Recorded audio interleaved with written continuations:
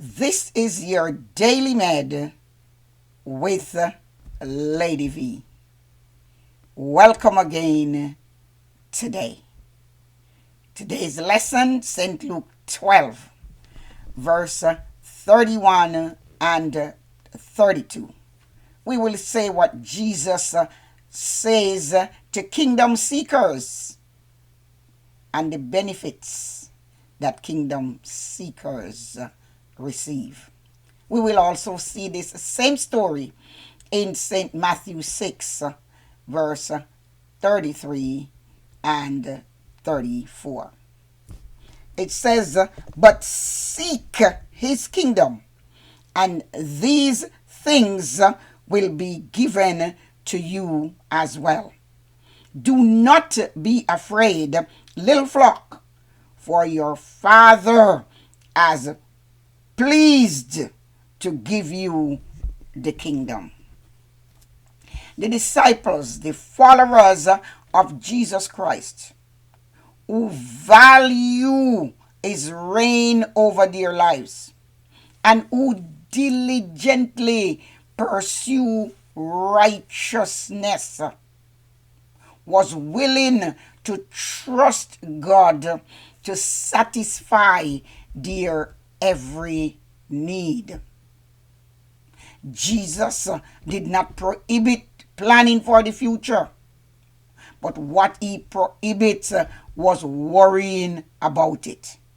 And we see from our story yesterday that this is what he was trying to say, that we do not have to worry about what we eat or what we drink or what we put on, because the life that we have is more than any food or any raiment or any place of shelter that we may have. So he urged his disciples to focus instead on the challenges of the present, to go out and to build the kingdom of God, spreading the good news as they go along. So in today's lesson, we see where the Lord himself made a covenant with his disciples, with his followers. This covenant is to you and me today.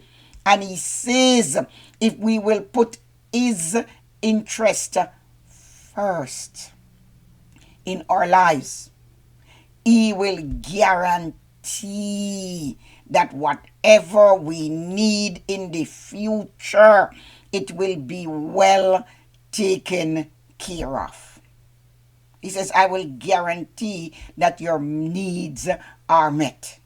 If you seek first the kingdom of God and his righteousness, he says, I will see to it that you do not lack the necessities of life. I will guarantee your future needs, and you do not have to worry. The songman says, we don't have to worry about the things ahead. Jesus promised he'll take care of us. So how wonderful it is. Jesus promised that he'll take care of us. Oh, how marvelous it is. Jesus promised he'll take care of us. Therefore, we do not have to worry. All we have to do is to live righteously before him and believe that what he says, it is so. It is a covenant that he has made, and he is a covenant keeping God.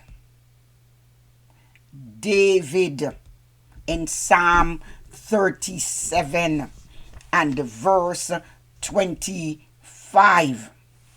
David says in this verse, Psalm 37 and verse 25, he says, never, as in never, have I seen the righteous forsaken, nor his children go begging for bread.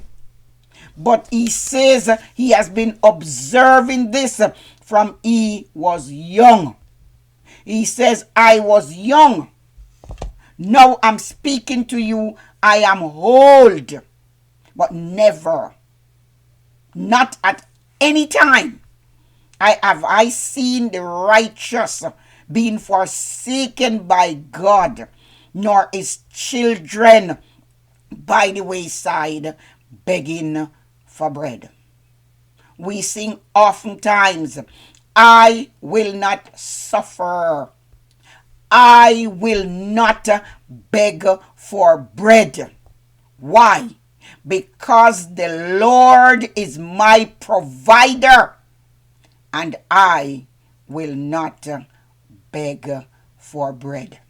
It means I will not have to suffer or beg for the basic things of life.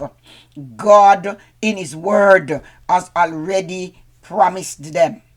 If I would believe, and if I would obey his words and seek him first, his righteousness, and the things that pertain to the kingdom, he says all these things will be added unto me. It will be added unto you also.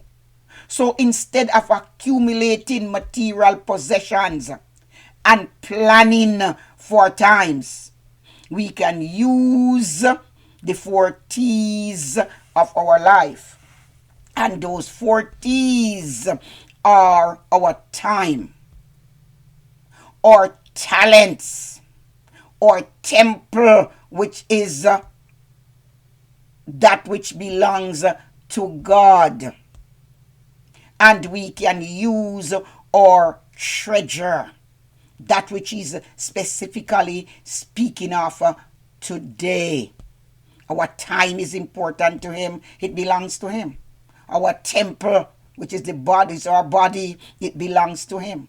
Our treasure, which is our temporal means, it belongs to him. And the talent that he has created us with and blessed us to use is to be used for his kingdom, for his glory, for his honor, and for his purpose.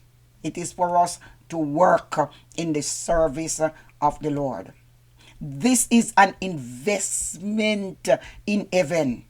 This is an investment for all eternity. The ravages of age cannot affect our possession. Heavenly treasures are fully insured and invested. It is insured against theft and spoilage. The problem with material wealth is that there is a tendency as human beings for us to put our trust in them. That is why Jesus says, where our treasure is, there will be our hearts. Because we always want to guard our treasure, that which is valuable to us. Heavenly treasures are fully insured, and we thank God for that. It seems as if God has a social security plan. Yes, he does. The believer's responsibility is to live for the Lord, trusting God, depending upon him, with unshakable confidence that he will provide. We are called to live one day at a time. Tomorrow can worry about its own. So let's not worry about a thing, but let us be kingdom seekers. God bless.